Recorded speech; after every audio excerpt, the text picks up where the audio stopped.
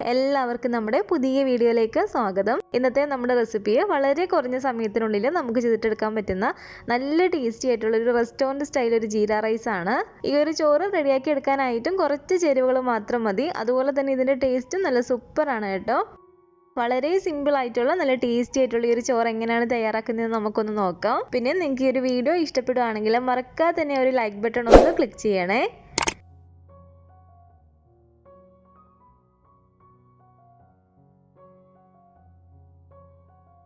ഈ ഒരു ചോറ് റെഡിയാക്കാൻ വേണ്ടിയിട്ട് നമുക്ക് ഇതിലേക്ക് വേണ്ടത് ബസുമതി റൈസ് ആണ്. ഇതുപോലെ നീളത്തിലുള്ള അരി തന്നെ വേണം നമ്മൾ ഇതിലേക്ക് എടുക്കാൻ വേണ്ടിയിട്ട്.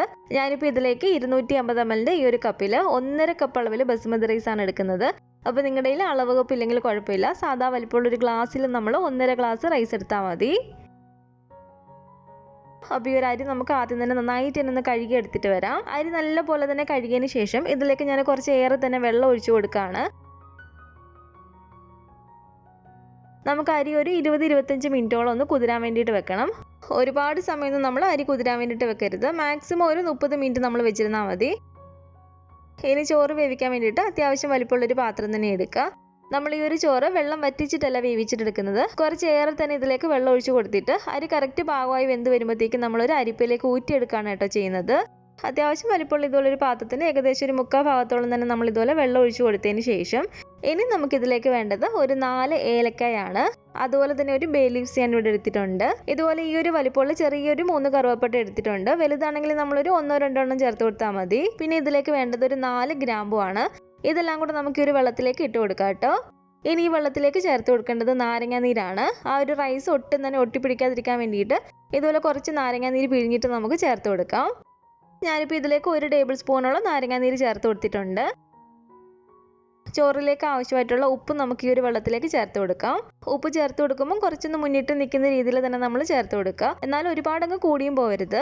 കുറച്ചൊന്ന് മുന്നിട്ട് നിൽക്കുന്ന രീതിയിൽ നമ്മൾ ചേർത്ത് കൊടുത്താൽ ചോറ് വെന്ത് വരുമ്പോഴത്തേക്കും കറക്റ്റ് പാകത്തിന് നമുക്ക് ഉപ്പ് കിട്ടത്തുള്ളൂ. അതുപോലെ 1 ടീസ്പൂൺ അളവിൽ ഞാൻ ഇതിലേക്ക് നെയ്യും കൂടി ചേർത്ത് കൊടുക്കുകയാണ് കേട്ടോ. എന്നിട്ട് ഇതെല്ലാം കൂടി ചേർത്തിട്ട് നമുക്ക് നല്ല പോലെ തന്നെ ഇളക്കി കൊടുക്കാം. അപ്പോൾ ഇനി വെള്ളം നമുക്ക് നല്ല പോലെ തന്നെ തിളച്ച് വരണം. അതുവരെ ഒന്ന് വെയിറ്റ് ചെയ്യാം. അപ്പോൾ വെള്ളം ഇതുപോലെ നന്നായിട്ടൊന്ന് വെട്ടി തിളച്ച് കിടക്കുകയാണ്. നമ്മളൊരു 20-25 മിനിറ്റോളം കുതിരാൻ വെച്ചിരുന്ന അരിയെ വീണ്ടും അതിൻ്റെ വെള്ളമൊക്കെ ഊറ്റി കളഞ്ഞിട്ട് ഞാൻ എടുത്തിരിക്കുന്നതാണ് കേട്ടോ ഇത്. അപ്പോൾ ഒരു വെള്ളമൊക്കെ ഊറ്റി കളഞ്ഞിട്ട് നമുക്ക് ഈ ഒരു അരി ഇതിലേക്ക് ഇട്ട് കൊടുക്കാം. എന്നിട്ട് നന്നായിട്ട് തന്നെ ഇതൊന്ന് ഇളക്കി കൊടുക്കുക. തീ ഒരുപാടങ്ങ് കൂട്ടി വെച്ച് കൊടുക്കുകയും ചെയ്യേണ്ട, ഒരുപാടങ്ങ് കുറയ്ക്കാൻ വേണ്ട. ഒരു മീഡിയം ഫ്ലെയിമിൽ നിന്ന് കുറച്ച് വെച്ച് കൊടുക്കുക.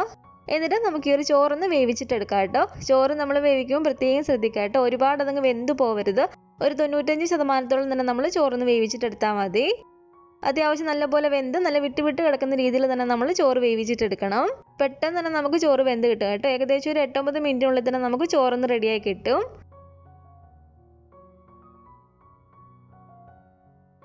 ഇടയ്ക്ക് നമ്മൾ ഇതുപോലെ ഒന്ന് എടുത്ത് നോക്കുക ചോറ് വെന്തിട്ടുണ്ടോ എന്ന്. അപ്പോൾ എനിക്കിപ്പോൾ ഇതിവിടെ ഒരു 95% തന്നെ ചോറിന് വെന്ത് കിട്ടിയിട്ടുണ്ട് കേട്ടോ. ഇനി നമുക്കിത് ഡയറക്റ്റ് ഒരു അരിപ്പയിലേക്ക് ഊറ്റി വെള്ളം കളയോ അല്ലെങ്കിൽ ഇതുപോലൊരു അരിപ്പത്തവി കൊണ്ട് എടുത്തിട്ട് ഒരു അരിപ്പയിലേക്ക് ഇട്ട് കൊടുക്കുകയോ ചെയ്താലും മതി. അപ്പോൾ ചോറ് ഒട്ടും തന്നെ കുഴഞ്ഞൊന്നും പോവാതെ കറക്റ്റ് നമ്മൾ വേവിച്ചെടുത്തതിന് ശേഷം ഇനി നമുക്ക് ഈ ഒരു പാത്രത്തിലേക്ക് ഒരു 3 ടേബിൾ സ്പൂൺ അളവിൽ നെയ്യ് ചേർത്ത് കൊടുക്കാം. അപ്പോൾ നെയ്യ് ഒന്ന് ചൂടായിട്ട് വരുമ്പോഴത്തേക്കും നമുക്കിതിലേക്ക് ഒരു 1/4 കപ്പ് അളവിൽ കാഷ്യൂനട്ട് ഇട്ട് കൊടുത്തിട്ടൊന്ന് ഫ്രൈ ചെയ്തിട്ടെടുക്കാം. കാഷ്യൂനട്ട് ഇട്ട് കൊടുത്ത് ഇതുപോലെ നന്നായിട്ടൊന്ന് ഇളക്കി ചെറുതായിട്ടൊന്ന് ഫ്രൈ ആയി വരുമ്പോഴത്തേക്കും ഒരു 1/4 കപ്പ് അളവിൽ ഉണക്കമുന്തിരിയും കൂടെ നമുക്കിതിലേക്ക് ഇട്ട് കൊടുക്കാം കേട്ടോ. അപ്പോൾ ഈ ഒരു ഉണക്കമുന്തിരിയും കൂടി ഇട്ട് കൊടുത്തിട്ട് നന്നായിട്ട് തന്നെ നമുക്കൊന്ന് ഇളക്കി കൊടുക്കാം. അപ്പോൾ ഇത് രണ്ടും ഇവിടെ ഫ്രൈ ആയിട്ട് വന്നിട്ടുണ്ട്. നമുക്കിത് രണ്ടും നെയ്ക്കകത്ത് നിങ്ങൾക്ക് കോരി മാറ്റിയേക്കാം. ഇനി ഈ നെയ്യിലേക്ക് തന്നെ നമുക്ക് ബാക്കിയുള്ള ചേരുവകളും കൂടി ചേർത്ത് കൊടുക്കാം.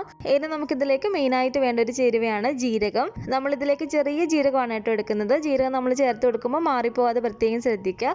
നമ്മളിതിലേക്ക് ഒരു 1.25 കപ്പ് അളവിൽ റൈസാണ് എടുത്തിരിക്കുന്നത്. അപ്പോൾ അതിനൊരു 1.25 ടീസ്പൂൺ മുതൽ ഒരു 2 ടീസ്പൂൺ വരെ നമുക്കിതിലേക്ക് ചെറിയ ജീരകം ചേർത്ത് കൊടുക്കാം.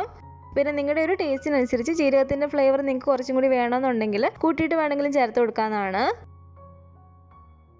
ഞാനിപ്പോൾ ഇതിലേക്ക് ഒരു 2 ടീസ്പൂൺ അളവിൽ ചെറിയ ജീരകം കൂടി ചേർത്ത് കൊടുത്തിട്ട് നന്നായിട്ട് തന്നെ നമുക്കിതുപോലെ ഇളക്കി കൊടുക്കാം. ചെറിയ ടീസ്പൂണിലാണ് കേട്ടോ ചേർത്ത് കൊടുത്തിരിക്കുന്നത്, ടേബിൾ സ്പൂണിലല്ല. ജീരകം ചേർത്തിട്ട് തീ കുറച്ചിട്ടിട്ട് നമ്മൾ 1 മിനിറ്റോളം ഇളക്കിയതിന് ശേഷം ഇനി നമുക്കിതിലേക്ക് വേണ്ടത് ഒരു 1/2 ടീസ്പൂൺ അളവിൽ മുഴുവനായിട്ടുള്ള കുരുമുളകാണ്. അപ്പോൾ കുരുമുളകും കൂടി ഞാൻ ഇതിലേക്ക് ഇട്ട് കൊടുത്തിട്ടുണ്ട്. അതുപോലെ തന്നെ ഒരു 3-4 പച്ചമുളക് ഇതുപോലെ നെടുകെ ഒന്ന് കീറിയതിന് ശേഷം നമുക്കിതിലേക്ക് ഇട്ട് കൊടുക്കാം. എന്നിട്ട് ഇത് രണ്ടും കൂടി ചേർത്തിട്ട് നമുക്ക് നന്നായിട്ട് ഇളക്കി കൊടുക്കാം കേട്ടോ. ആ ഒരു പച്ചമുളക് ഒന്ന് വാടി വരുന്ന വരെ നമ്മൾ ഇളക്കി കൊടുത്താൽ മതി.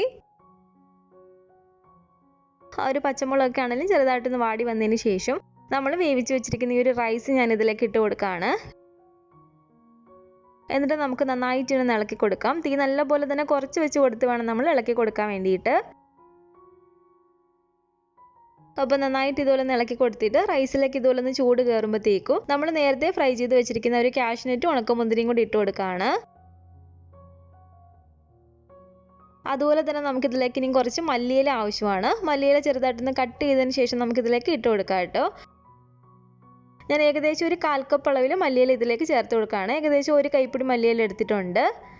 മല്ലിയിലയും നിങ്ങളുടെ ഒരു ടേസ്റ്റിനനുസരിച്ച് വേണമെങ്കിൽ കൂട്ടി കൊടുക്കാവുന്നതാണ്. ഇത് രണ്ടും കൂടി ചേർത്തിട്ട് നമുക്ക് നന്നായിട്ട് ഇളക്കി കൊടുക്കാം.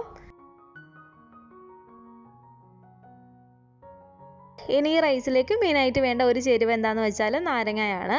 കുറച്ച് നാരങ്ങ നീരും കൂടെ നമ്മൾ ഇതുപോലെ ലാസ്റ്റ് ഒന്ന് ചേർത്ത് കൊടുക്കണം കേട്ടോ. റൈസിന് ചെറിയൊരു പുളി പോലെ, ഒരുപാടല്ല കേട്ടോ, ചെറിയൊരു പുളി പോലെ വന്നാലാണ് കഴിക്കാൻ കുറച്ചും കൂടി നല്ലൊരു ടേസ്റ്റ്. അപ്പോൾ ഞാനിപ്പോൾ ഇതിലേക്ക് ഏകദേശം ഒരു 1.5 ടീസ്പൂൺ അളവിൽ നാരങ്ങ നീരും കൂടി ചേർത്ത് കൊടുക്കുകയാണ്. ആദ്യം കുറച്ച് നാരങ്ങ നീര് ചേർത്ത് കൊടുത്ത് നോക്കുക. എന്നിട്ട് വേണമെങ്കിൽ വീണ്ടും ചേർത്ത് കൊടുക്കാവുന്നതാണ്. ചോറിൻ്റെ ടേസ്റ്റ് നോക്കിയിട്ട് ഉപ്പ് കുറവുണ്ടെങ്കിൽ നമുക്ക് ആവശ്യത്തിനുള്ള ഉപ്പും കൂടി ചേർത്ത് ഇളക്കാവുന്നതാണ്. അതുപോലെ തന്നെ നെയ്യുടെ ഒരു ടേസ്റ്റും കുറച്ചും കൂടി വേണമെന്നുണ്ടെങ്കിൽ കുറച്ചും കൂടി നെയ്യ് നമുക്ക് ഇതുപോലെ ലാസ്റ്റ് ചേർത്ത് കൊടുക്കാവുന്നതാണ്. അത് നിങ്ങൾ ടേസ്റ്റ് നോക്കിയിട്ട് നിങ്ങളുടെ ഒരു ടേസ്റ്റിനനുസരിച്ച് ലാസ്റ്റ് ഇതുപോലെ ചേർത്ത് കൊടുത്താൽ മതി. അപ്പോൾ കുറച്ച് നെയ്യ് കൂടി ചേർത്ത് കൊടുത്തിട്ട് ഞാൻ ഇതുപോലെ നന്നായിട്ട് ഇളക്കിയെടുക്കുകയാണ്. അപ്പോൾ ഇത്രയേ ഉള്ളൂ കേട്ടോ. നല്ല ടേസ്റ്റി ആയിട്ടുള്ള നമ്മുടെ റെസ്റ്റോറൻറ്റ് സ്റ്റൈൽ ജീര റൈസ് ഇവിടെ റെഡി ആയിട്ടുണ്ട്. വളരെ കുറച്ച് ചേരുവകൾ മാത്രം വെച്ചിട്ട് ചെയ്യുന്ന ഒരു റൈസാണ്. അതുകൊണ്ട് നമ്മൾ ഈ ഒരു ചേരുവകളൊന്നും തന്നെ സ്കിപ്പ് ചെയ്യാതിരിക്കുക, എല്ലാം തന്നെ ചേർത്ത് കൊടുക്കുക. എങ്കിലും നമുക്ക് ഇതിൻ്റെ ഒരു കറക്റ്റ് ടേസ്റ്റ് കിട്ടത്തുള്ളൂ. പിന്നെ ഈ ഒരു ചോറിൻ്റെ കൂടെ കഴിക്കാനായിട്ട് നല്ലൊരു സലാഡും ഇതുപോലെ കുറച്ച് നാരങ്ങ അച്ചാറും പിന്നെ ഞാൻ ഇതിലേക്ക് ഒരു എഗ്ഗ് മഞ്ചൂരിയാനും കൂടി ഉണ്ടാക്കിയിട്ടുണ്ട് കേട്ടോ. ഈ ഒരു എഗ്ഗ് മഞ്ചൂരിയൻ്റെ റെസിപ്പി ഞാൻ നാളെ അപ്ലോഡ് ചെയ്യാം കേട്ടോ. അപ്പോൾ അത് നിങ്ങളൊന്ന് കണ്ടു നോക്കുക. ഈ ഒരു റൈസിൻ്റെ കൂടെ മാത്രമല്ല, ഒരു എഗ്ഗ് മഞ്ചൂരിയൻ നമുക്ക് ചപ്പാത്തി, പൊറോട്ട എല്ലാത്തിൻ്റെ കൂടെ കഴിക്കാൻ നല്ല ടേസ്റ്റാണ് കേട്ടോ. ഉണ്ടാക്കിയിട്ട് എടുക്കാനാണെങ്കിലും വളരെ സിമ്പിളാണ്, അതുപോലെ തന്നെ നല്ല ടേസ്റ്റിയാണ്. ഈ ഒരു റൈസിൻ്റെ കൂടെ നിങ്ങൾ എഗ്ഗ് മഞ്ചൂരിയൻ ഉണ്ടാക്കിയാലും നല്ല ടേസ്റ്റ് തന്നെയാണ്. അതുപോലെ തന്നെ നമ്മൾ ഇതിന് മുമ്പ് ഒരു ഗാർലിക് ചിക്കൻ്റെ, ഒരു കടായി ചിക്കൻ്റെ ഒക്കെ റെസിപ്പി ഇട്ടിട്ടുണ്ട്. അതും നല്ല ടേസ്റ്റാണ് കേട്ടോ ഈ ഒരു റൈസിൻ്റെ കൂടെ. അപ്പോൾ അതിൻ്റെ രണ്ടിൻ്റെ ലിങ്ക് ഞാൻ ഡിസ്ക്രിപ്ഷൻ ബോക്സിൽ കൊടുക്കാം കേട്ടോ. നിങ്ങൾക്ക് ആവശ്യമെങ്കിൽ നോക്കാവുന്നതാണ്. അതുപോലെ ഈ ഒരു റൈസ് നിങ്ങൾ ഉണ്ടാക്കി നോക്കുകയാണെങ്കിൽ അഭിപ്രായങ്ങളൊക്കെ മറക്കാതെ തന്നെ നമ്മുടെ കമൻറ്റ് ബോക്സിൽ വന്ന് അറിയിക്കണേ.